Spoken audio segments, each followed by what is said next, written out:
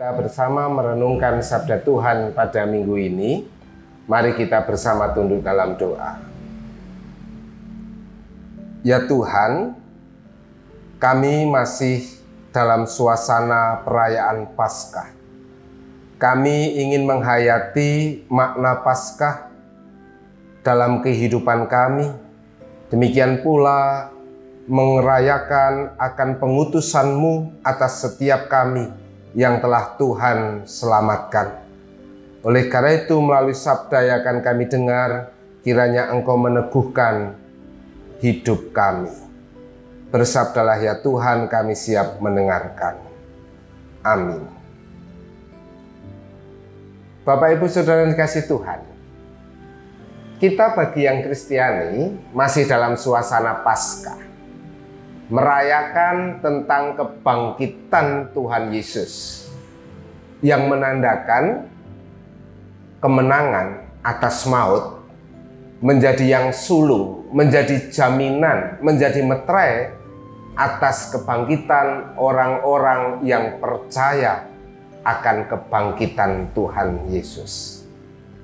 Menjadi pertanyaan bagi kita saat ini adalah bagaimana kita menyaksikan atau menjadi saksi, mempersaksikan akan kebangkitan Tuhan Yesus.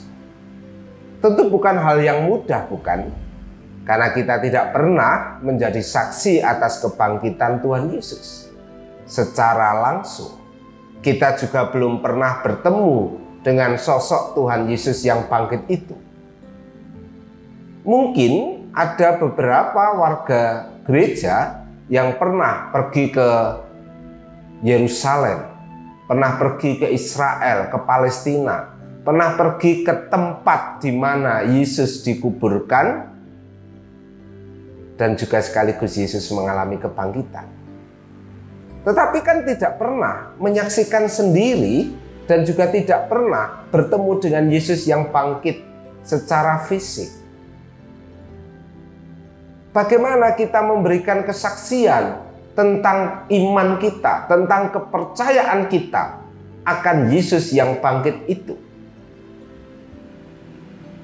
Bapak, Ibu, Saudara yang dikasihi Tuhan, tentu setiap kita pernah mengalami kehidupan yang tidak baik. Kita pernah melakukan dosa, kita pernah berbuat dosa.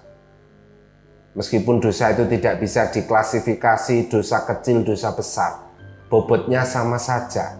Antara nyuri lombok 1 biji dengan nyuri uang atau korupsi, itu intinya mencuri, sama saja. Kita pernah melakukan itu. Tetapi tentu kita tidak selamanya berkubang dalam kesalahan itu. Kita juga telah melakukan perubahan hidup. Yang kedua, kita mungkin juga pernah merasakan hal-hal yang luar biasa dalam hidup kita. Hal-hal yang semula terlihat mustahil dalam hidup kita. Misalnya, merasa sebagai orang yang dari desa yang hanya mengenyam pendidikan rendah, tetapi bisa mendapatkan posisi jabatan yang tinggi di dalam pekerjaan. Misalnya kemudian dalam hal usaha sukses. Dulunya jungkir balik, tetapi kemudian lambat laun bisa membaik dan bahkan kemudian menjadi luar biasa terberkati. Dulu mengalami sakit penyakit yang bahkan sama sekali menurut ukuran manusia sudah tidak ada harapan, tetapi mengalami kesembuhan. Dan ada banyak lagi hal-hal yang luar biasa yang terjadi dalam hidup kita. Menjadi pertanyaannya adalah,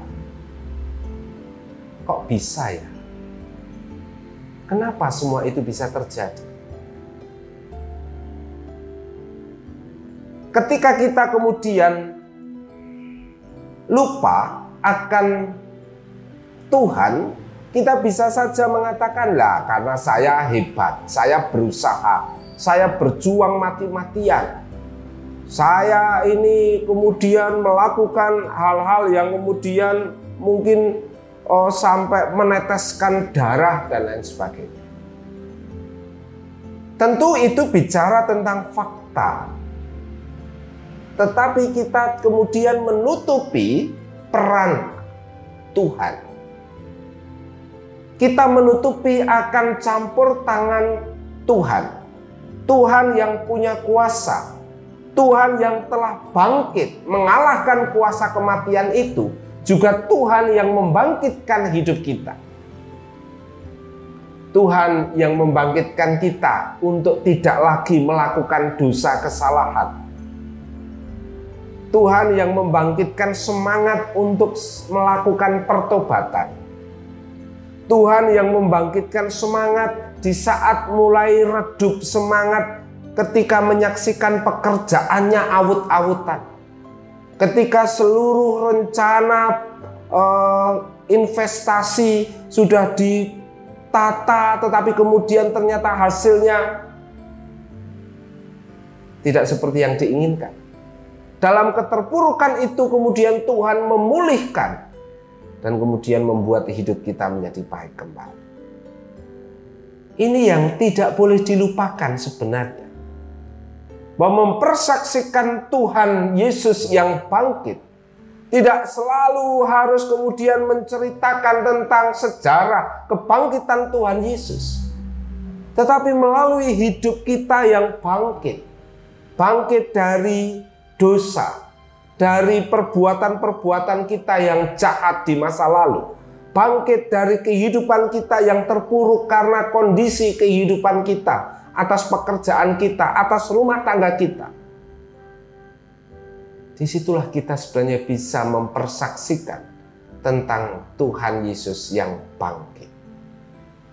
Kebangkitan Tuhan Yesus tidak hanya dipersaksikan tentang janji di masa mendatang, bahwa Yesus akan membangkitkan orang-orang yang percaya kepadanya dari kematian. Tetapi Yesus yang bangkit juga dipersaksikan melalui kebangkitan hidup di masa kini. Inilah yang dapat kita lihat di dalam Kisah Para Rasul pasal 3 ayat 11 sampai 20.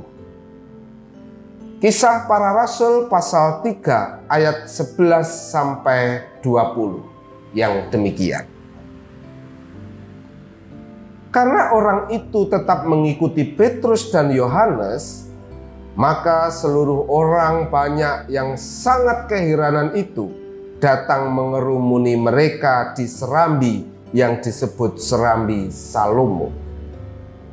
Petrus melihat orang banyak itu berkata, "Hei orang Israel, mengapa kamu heran tentang kejadian itu? Dan mengapa kamu menatap kami seolah-olah kami membuat orang itu berjalan karena kuasa atau kesalehan kami sendiri? Allah Abraham, Iska dan Yakub, Allah nenek moyang kita telah memuliakan hambanya, yaitu Yesus yang kamu serahkan dan tolak di depan Pilatus. Walaupun Pilatus berpendapat bahwa ia harus dilepaskan. Tetapi kamu telah menolak yang kudus dan benar, serta menghendaki seorang pembunuh sebagai hadiahmu. Demikianlah ia, pemimpin kepada hidup, telah kamu bunuh. Tetapi Allah telah membangkitkan dia dari antara orang mati. Dan tentang hal itu kami adalah saksi. Dan karena kepercayaan dalam nama Yesus, maka nama itu telah menguatkan orang yang kamu lihat dan kamu kenal ini. Dan kepercayaan itu telah memberi kesembuhan kepada orang ini di depan kamu semua. Hei saudara-saudara, aku tahu bahwa kamu telah berbuat demikian karena ketidaktahuan, sama seperti semua pemimpin kamu. Tetapi dengan jalan demikian, Allah telah menggenapi apa yang telah difirmankannya dahulu dengan perantaraan nabi-nabinya, yaitu bahwa Mesias yang diutusnya harus menderita. Karena itu sadarlah dan bertobatlah supaya dosamu dihapuskan, agar Tuhan mendatangkan waktu kelegaan dan mengutus Yesus yang dari semula diuntukkan bagimu sebagai Kristus. Ada dua sosok dalam bacaan kita. Yang pertama adalah Petrus, dan yang kedua adalah orang yang lumpuh. Jika membaca mulai dari ayat 1, dikisahkan bagaimana ketika Petrus kemudian datang ke bait Allah ditemani oleh Yohanes. Di situ, di pintu gerbang, Petrus bertemu dengan orang yang lumpuh sejak lahirnya.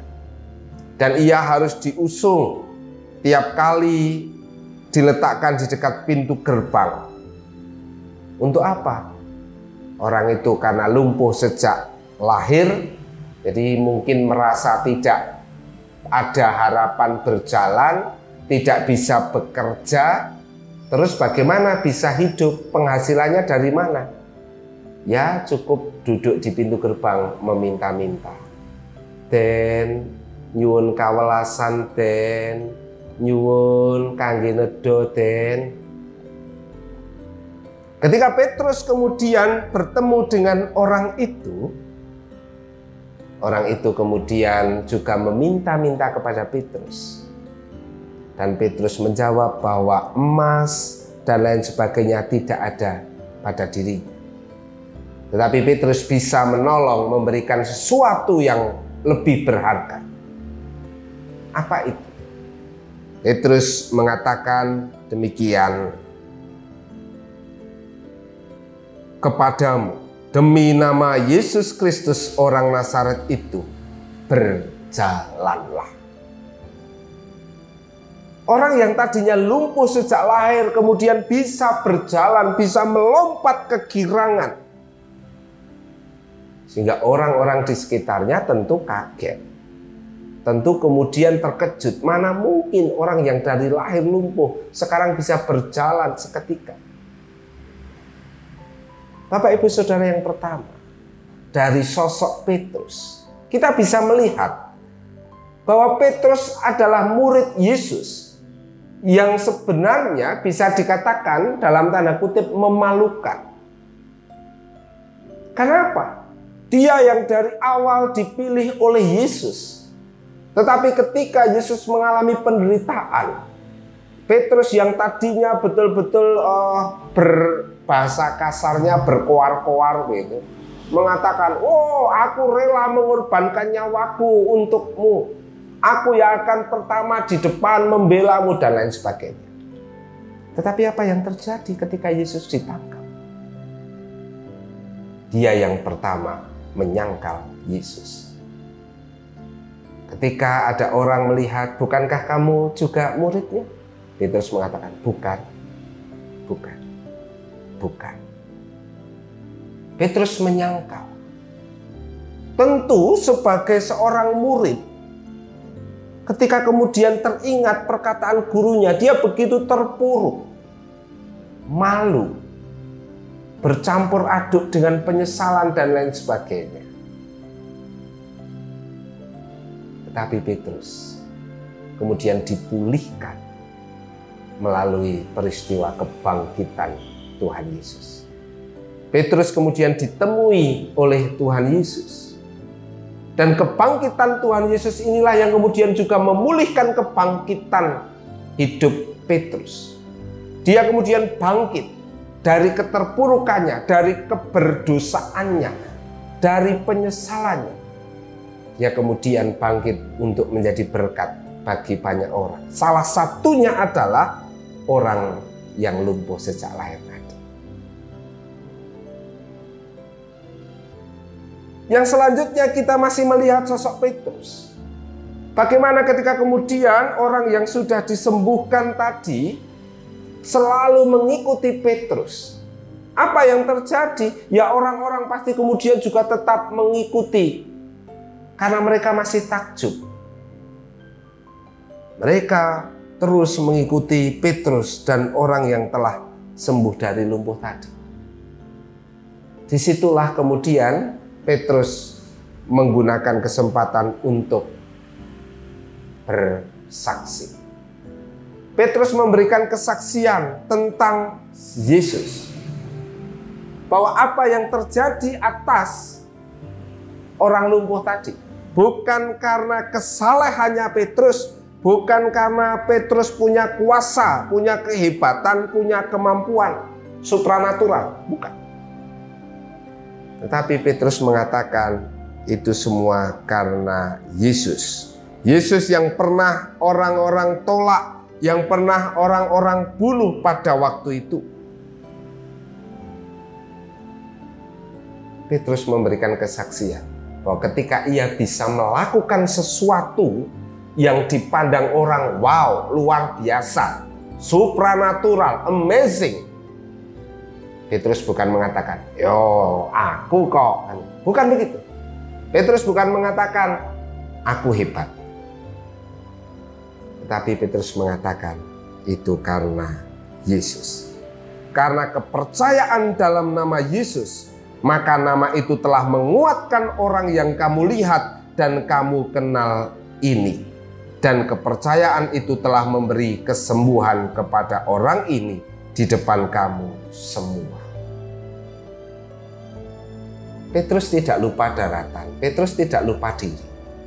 Ketika dia berhasil melakukan sesuatu, Petrus menyadari semua itu Tuhan yang melakukannya. Tuhan Yesus yang bangkit, yang melakukannya. Di sini Petrus memberikan contoh bahwa ia tidak takabur, dia tidak sombong, dia tidak lupa diri. Dia mempersaksikan tentang Yesus yang bangkit, yang punya kuasa. Yang kedua, meskipun kelihatannya sederhana, sosok orang lumpuh ini menarik. Dikatakan orang itu tetap mengikuti Petrus. Menarik. Ketika ia telah mengalami kesembuhan, dia juga tidak kemudian lupa diri. Dia tidak lupa daratan. Dia kemudian tidak pergi untuk memuaskan kesembuhannya. Tapi ia kemudian tetap setia mengikuti Petrus. Melalui kehadirannya yang setia mengikuti Petrus, orang banyak, kemudian banyak yang berkerumun, mempersaksikan diri melalui apa yang telah terjadi. Tanpa harus ia berkata-kata menceritakan tentang apa yang dialaminya. Tetapi dengan orang melihat perubahan dalam hidupnya, dengan dia tetap berjalan setia mengikuti Petrus, orang-orang mengenal dia yang dulu lumpuh sekarang berjalan. Bapak, Ibu, Saudara yang dikasihi Tuhan, ini juga yang menjadi panggilan kita, menjadi saksi Kristus yang bangkit. Tidak harus menceritakan peristiwa kebangkitan Kristus, tetapi melalui kesaksian hidup kita, perubahan-perubahan hidup kita, apa yang terjadi di masa lalu, peristiwa-peristiwa luar biasa yang terjadi, dengan kita mengatakan bahwa Tuhan Yesus yang menolong, Tuhan Yesus yang memberikan pertolongan. Di situ kita sudah memberikan kesaksian. Demikian pula melalui perubahan hidup kita yang kita tunjukkan kepada banyak orang. Disitulah kita sudah menjadi saksi Kristus. Kita yang dulu terkungkung, terpenjara oleh dosa, ketika kemudian kita mengalami pertobatan, di situ kita sudah bisa mempersaksikan Kristus. Ada satu kisah, ada orang yang kemudian menjadi pengikut Kristus baru. Kemudian ditanya oleh sahabatnya, Aku dengar kamu sekarang menjadi pengikutnya Kristus. Iya, memang kamu pernah melihat Yesus. Memang pernah kamu bertemu dengan Dia, kok kamu percaya? Orang ini kemudian menjawab, aku memang belum bertemu dengan sosok atau pribadi atau tubuh Yesus yang bangkit. Aku belum pernah bertemu dengan Dia. Tetapi yang aku tahu sejak aku percaya kepadanya, aku yang dulu pemabuk, aku yang dulu sering memukuli istri, aku yang dulu tidak bertanggung jawab terhadap anak-anak, aku yang dulu korupsi, aku yang dulu melakukan kejahatan-kejahatan, sekarang aku tidak lagi. Perubahan hidup menjadi saksi nyata akan kuasa kebangkitan Kristus yang ada dalam hidup kita. Oleh karena itu, Bapak Ibu, melalui permenungan saat ini, mari kita awali setiap diri kita untuk mempersaksikan tentang kebangkitan Kristus yang hadir dalam hidup kita. Caranya bagaimana? Bisa dengan cara mengumpulkan anak cucu, ngobrol sama anak cucu, kemudian ceritakan dalam satu hari satu kisah yang luar biasa. Pengalaman hidup Bapak Ibu di masa lalu, di mana Tuhan berkenan hadir menolong. Katakanlah bahwa itu karena Tuhan Yesus. Demikian pula hari berikutnya bisa dikatakan tentang hal yang tidak patut. Misalnya dalam hal ini wong Jawa ngarani ora patut itu memalukan. Tetapi ternyata hal itu juga tidak ada jeleknya. Ketika mengatakan aku mbiyen yo elek le. Aku juga pernah melakukan dosa.